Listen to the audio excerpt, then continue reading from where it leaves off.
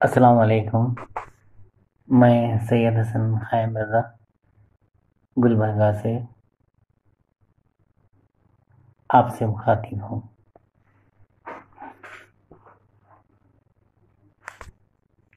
जनाब अफसार हैदर हैदरी साहब, जो अफसार हैदरी आमलीन ग्रुप के एडमिन हैं, उन्होंने इंटरव्यू के लिए मुझको चंद सवालात दिए। वो मेरा इंटरव्यू लेना चाह रहे थे क्योंकि मैं इंडिया में रहता हूँ, इसलिए उन्होंने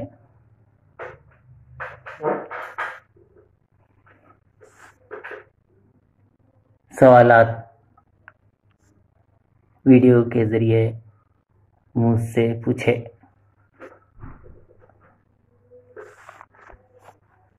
आठ सवालात हैं, उनका जवाब देना है।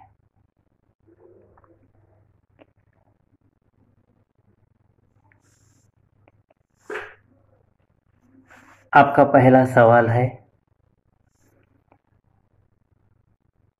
अफसार हैदर हैदरी साहब मुझसे पूछ रहे हैं, पहला सवाल है, रूहानियत के साथ आपको मुंसलिक हुए कितना अरसा हुआ?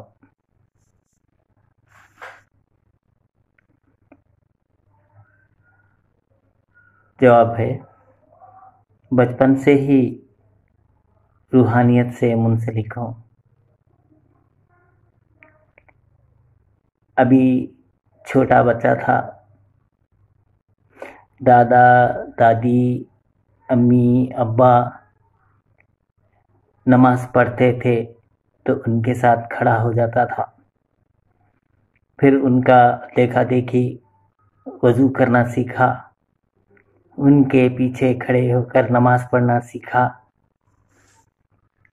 माँ दुआएं याद कराती थी, कुरान पढ़ने बिठाती थी, घर का काम काज भी करती जाती थी और हम सब बच्चों को भी दीन और दुनिया, कुरान, नमाज, दुआएं सब सिखाती थी।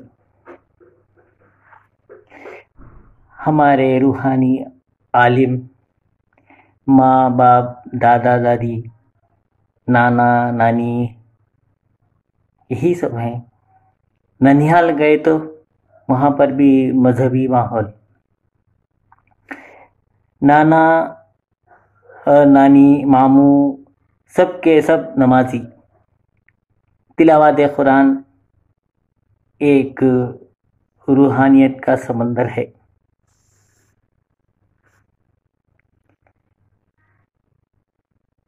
वहाँ पर भी मजहबी माहौल, सब के सब नमाजी, एक रूहानियत का समंदर है, बस उसमें डूब रहे हैं और उभर रहे हैं।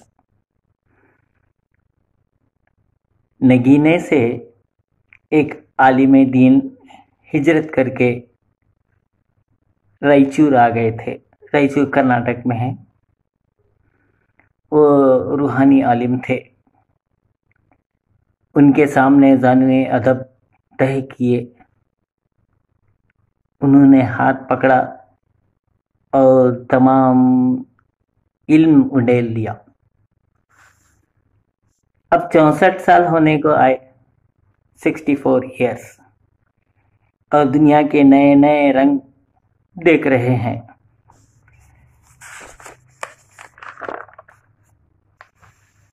आपका दूसरा सवाल है, खुम्स की अदायगी से आप क्या कहते हैं के मुतालिक, खुम्स की अदायगी के मुतालिक आपका क्या कहना है? ये बहुत बड़ा ज़बरदस्त सवाल है, बहुत बड़ा सवाल है। इसका जवाब मैं देता हूँ। ساری دنیا میں شیعہ قوم ہی ایسی ہے جو خمس نکالتی ہے۔ خمس محمد و آل محمد کا حصہ ہے۔ یہ شیعوں کے فروع دین کی 5ویں فرع ہے، اور خمس کی ادائیگی ہر عاقل اور بالغ شیعہ مسلمان پر حسب شرائط و احکام واجب و لازم ہے، اور شرائط ہونے پر استطاعت کے باوجود خمس ادا نہ کرنے والا گناہگار اور غاصب حقوق محمد و آل محمد ہے۔ خمس عربی زبان کا لفظ ہے۔ اس کے معنی 5واں حصہ ہے، یعنی کل کا 20%۔ کل کا 20%۔ اگر آپ کے پاس 100 روپیہ ہے، باقی بچ گئے 100 روپیہ باقی بچ گئے ہیں، تو 20 روپے خمس نکالیں۔ 10 روپے سہم امام علیہ السلام، یہ حضرت امام کا حصہ ہے۔ اب جو ہمارے امام آخر زبان علیہ السلام ہے، ان کا حصہ ہے۔ اور 10 روپے سہم سادات، یہ نکالیں۔ آدھا آدھا، آدھا حصہ سہم امام اور آدھا حصہ سہم سادات، بہت ضروری ہے۔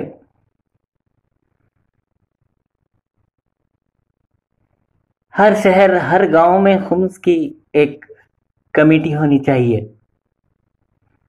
میں اکثر بولتا ہوں مگر کوئی سنتے نہیں۔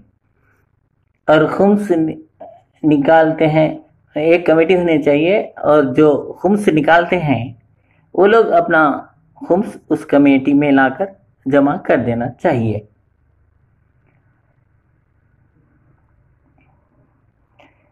خمس کی بہت پکڑ ہے، بہت پکڑ ہے، اور بہت لوگ نہیں نکالتے ہیں۔ جو آپ نکالنا چاہتے ہیں نیت کر لینا چاہیے۔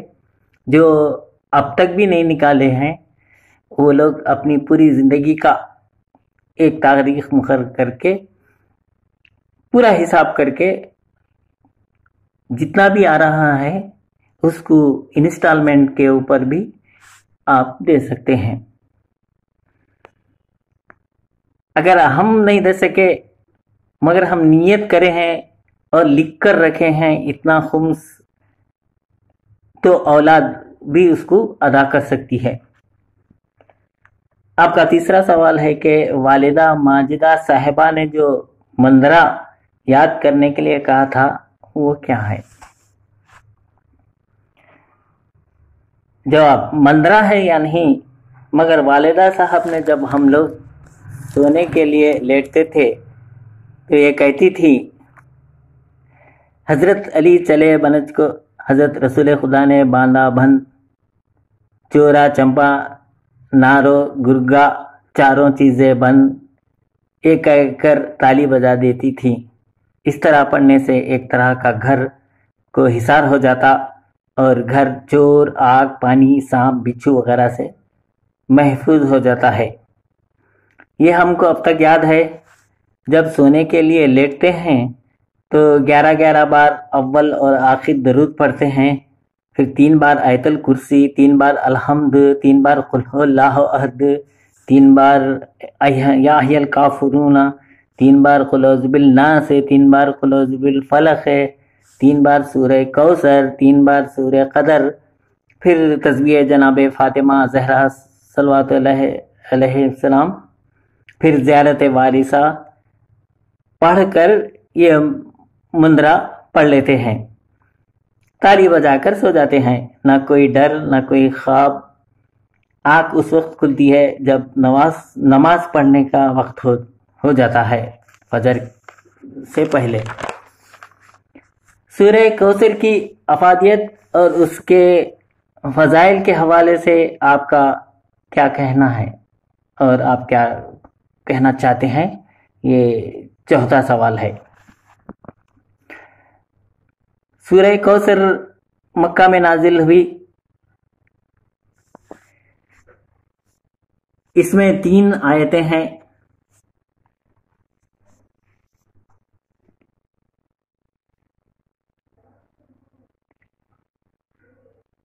اور 1 رکوع ہے، اور قرآن مجید کا 108واں سورہ ہے۔ رسول اللہ صلی اللہ علیہ وآلہ وسلم نے فرمایا، جو شخص سورہ کوثر کی تلاوت کرے گا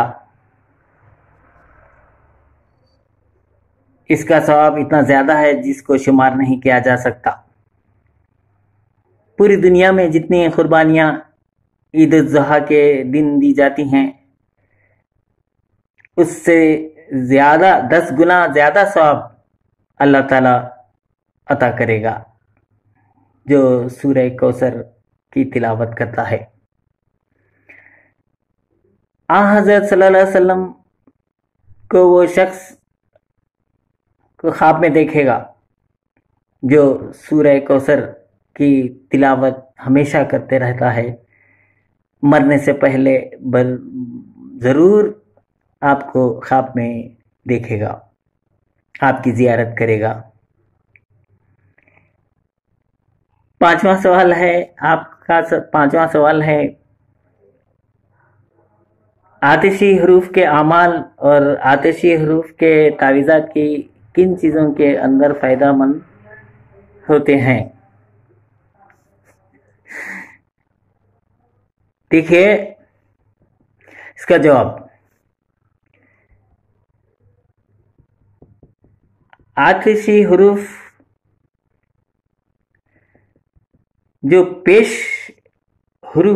جو حروف کے اوپر پیش آتا ہے وہ آتشی حروف کہلاتے ہیں۔ حروف آتشی بھی ہیں، بادی بھی ہیں، خاکی بھی ہیں، اور آبی بھی ہیں۔ ہر یہ جو عناصر ہیں اللہ تعالیٰ نے تخلیق کیے ہیں عناصر، ان عناصر میں ہر ایک مخلوق ہے۔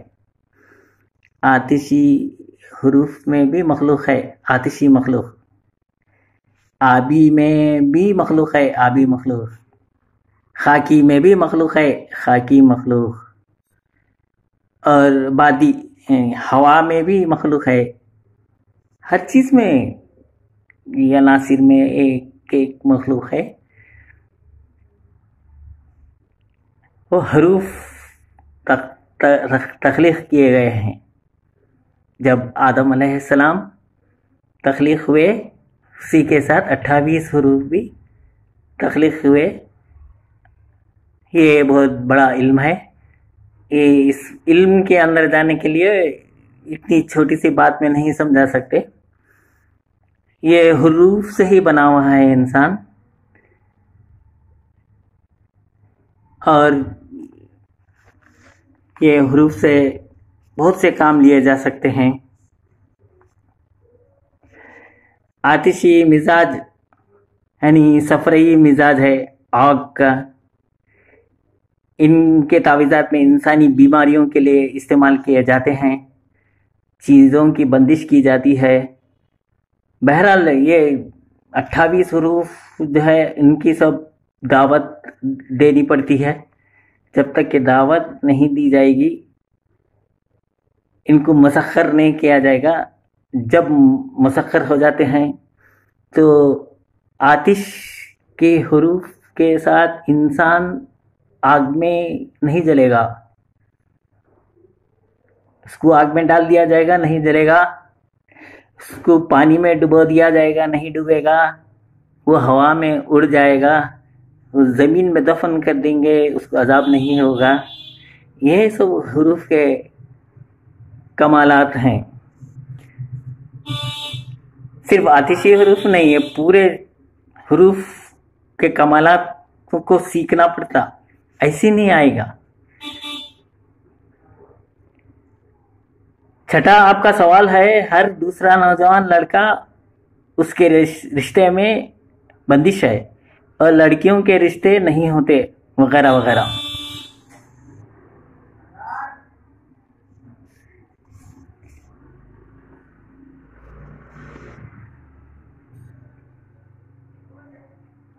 ये एक अहम सवाल है। नौजवानों की शादी, ये एक बहुत अहम सवाल है। नौजवानों की शादी या लड़कियों की शादी की बंदिश है, इसका तो कोई सवाल ही नहीं। बंदिश वगैरह कुछ नहीं होती, इसमें माँ बाप का कसूर है जो लड़कियों की और अपने बेटियों की शादियां जल्दी नहीं करते। जब उनकी उम्रें बढ़ जाएंगी तो समझते हैं कि किसी ने हमारी बेटी पर या बेटे पर बंदिश करा दी है। ये फजूल बात है। लड़की और लड़के के माँ बाप को चाहिए कि वो अपने बच्चों के जज्बात का ख्याल रखें और 20 से 21 साल की उम्र में शादियां कर दें।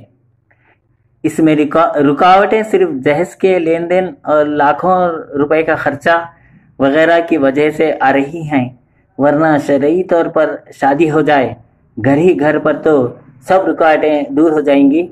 शादी में बंदिश है, ये मैं नहीं मानता।